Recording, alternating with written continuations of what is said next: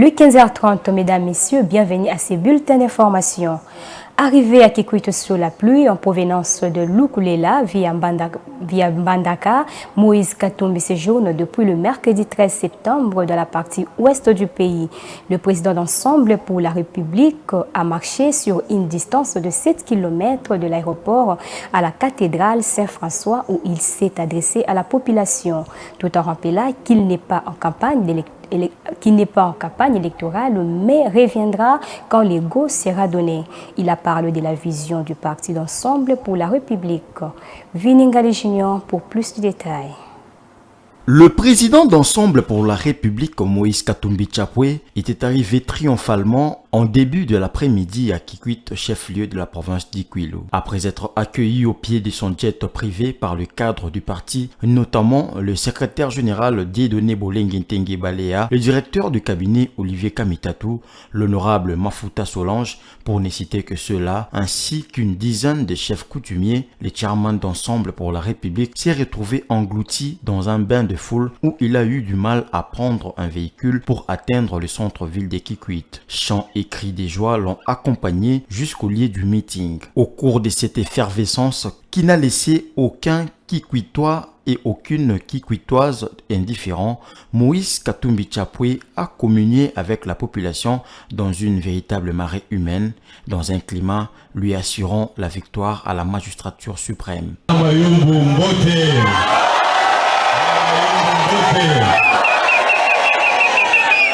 En tout cas, dans ces pays mingi, pour l'accueil, maboko bandeko maboko.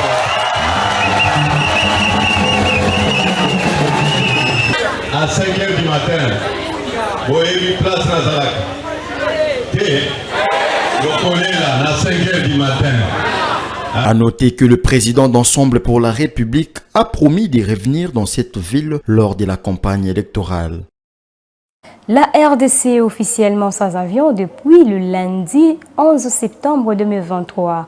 Congo Airways, l'unique compagnie d'aviation de l'État, a annoncé de cesser ses activités suite à manque criant d'appareils.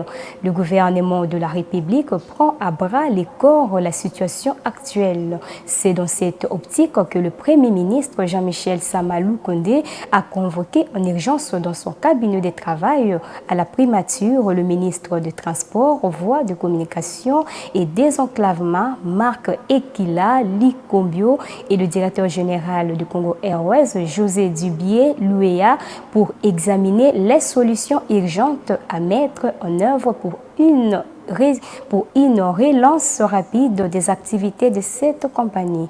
Grâce Mayo pour les explications. Officiellement, Congo Airways a stoppé ses activités momentanément pour réorganiser ses outils d'exploitation dans le souci de garantir la sécurité de ses passagers conformément aux normes et du fait de ses certifications IESA. Cette rencontre entre le Premier ministre Jean-Michel Sama Lukonde, le ministre des Transports et le directeur général de Congo Airways est intervenue au lendemain de la publication du communiqué de Congo Airways annonçant l'interruption momentanée de ses activités sur l'étendue nationale pour permettre d'améliorer l'efficacité de ses services. Au sortir de l'audience, le ministre des Transports, Marc Ekila, s'est confié à la presse, déclara ceci. Il était question de donner encore plus ample des détails sur le plan de la relance que nous avons présenté et tel que le chef de l'État l'avait souhaité. Pour sa part, le directeur général de Congo Airways a exprimé le souhait de voir les activités reprendre dans le jour qui viennent. Les conséquences du manque d'avions chez Congo Airways sont que la population congolaise va devoir prendre actuellement le vol Ethiopian Airlines pour se rendre à Kinshasa et Lubumbashi. L'arrêt de ces activités réduit ainsi très sensiblement les possibilités de transport aérien en RDC où l'avion semble être le seul moyen qui relie les grandes villes du pays. La situation de Congo Airways contraste avec celle d'Air Zaïre des années 60, 70, voire même 80, dans la flotte concurrencée d'autres compagnies aériennes africaines. L'approche des élections en République démocratique du Congo s'annonce très tendue et difficile pour les journalistes et la presse en général. Le spectre de la censure violente et arbitraire prend de plus en plus plus en plus dans ces contextes où la liberté de la presse subit quelques pressions comparables au climat qui prévalait dans les anciennes républiques. Au regard de ces derniers cas vécus, la sonnette d'alarme éveille et interpelle les autorités responsables à plus de considération et de prudence. Suivez cette observation de la rédaction. La situation de l'exercice de la presse en RDC n'est pas rassurante depuis quelque temps.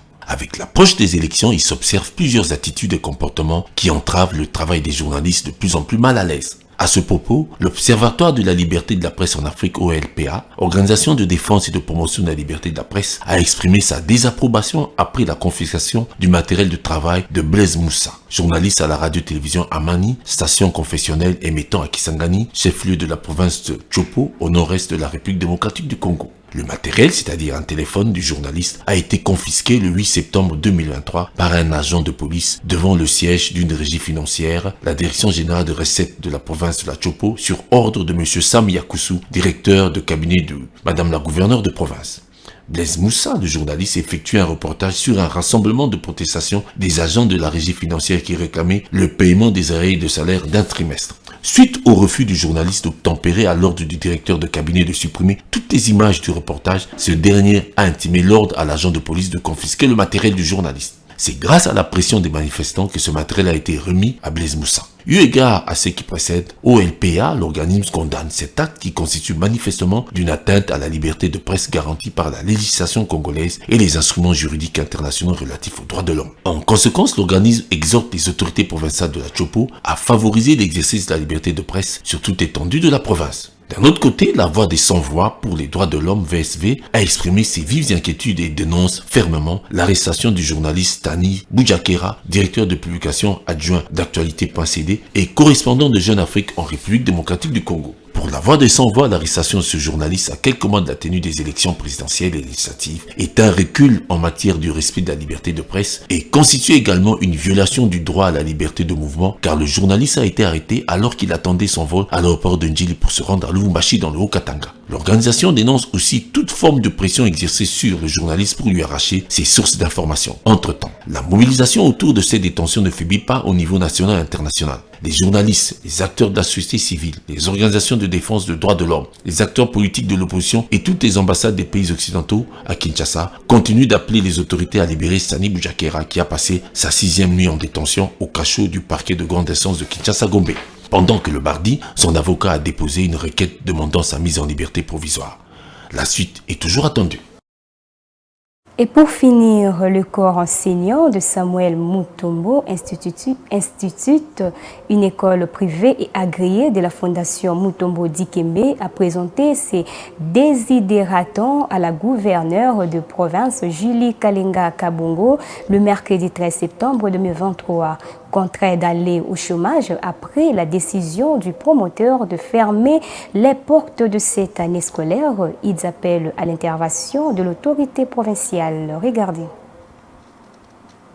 De la décision prise par les conseils. Dans le mémorandum lu devant la gouverneure intérimaire, il réclame les arriérés de salaire de 2 mois, juillet et août 2023, les dommages et intérêts et les décomptes finaux pour les 2 ans de service rendus dans cette école. Tout de même, il fustige une décision brusque et inattendue de l'établissement demandant à tous les parents d'inscrire leurs enfants dans les écoles de leur choix, cela après avoir ordonné les inscriptions et réinscriptions des élèves pour l'année scolaire 2023-2024. Ces mêmes mémorandums renseignent que cette décision n'a pas tenu compte de toutes les conséquences qui peuvent en découler, perturbant la vie psychique des parents, des élèves, des enseignants et de surcroît prises unilatéralement avec les autorités politico-administratives.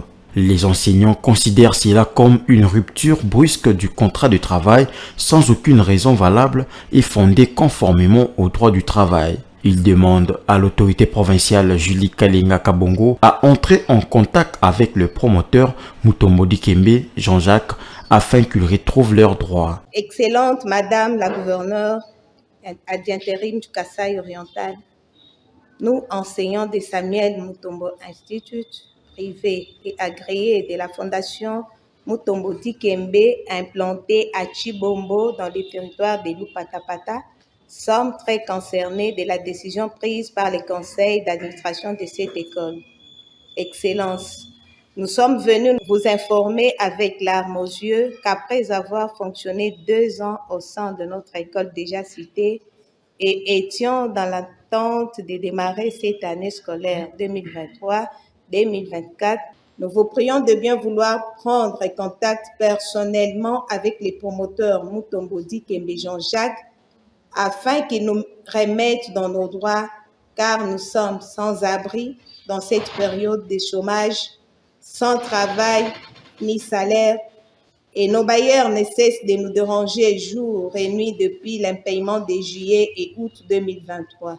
Tout oreille, la chef de l'exécutif provincial a rassuré que l'essentiel sera fait pour que les deux parties puissent harmoniser le vu dans cette affaire. L'école Samuel Mutombo Institute est une école implantée à Chibombo dans le territoire de Lupatapata. Elle a connu de dommages lors de la première pluie qui avait arrosé la ville de Mbujimayi. Par le représentant des enseignants. C'est ici qui prend fin ce bulletin d'information. Mesdames, Messieurs, merci de nous avoir suivis et bon suivi des programmes sur votre chaîne Mandiko TV. Une pensée, un écrit.